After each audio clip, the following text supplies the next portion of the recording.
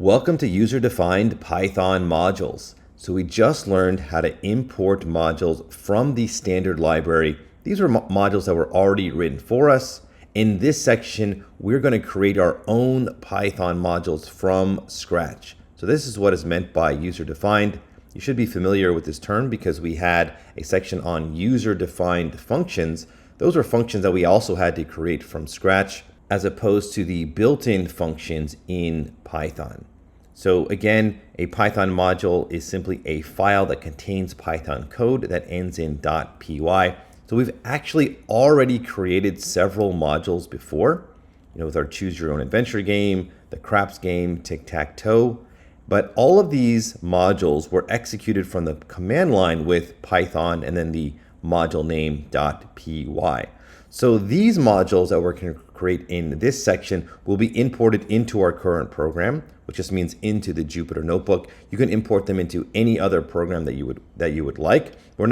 These are just simply not going to be executed directly from the command line and run like that. So just a different approach. Still the same thing. These are all Python modules, but these will be ones that we will import. Okay, so I want to take a second here to talk about modular programming.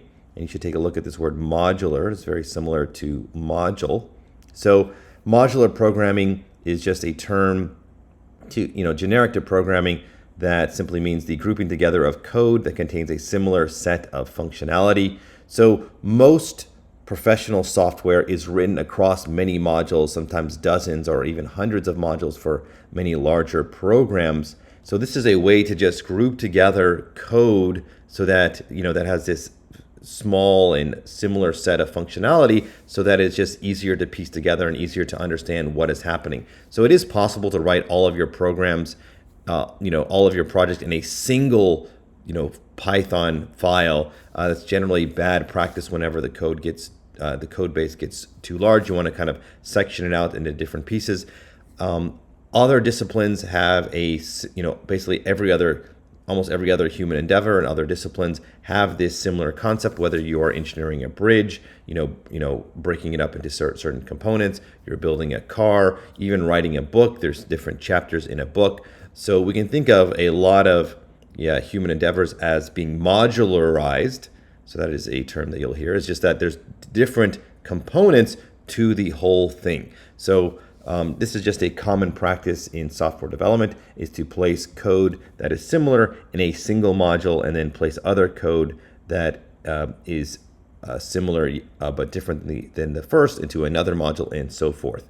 So that's what we're going to be doing slowly as we make our projects more complex, is to make more modules and just segment our code and break it and group it up into pieces that kind of work together.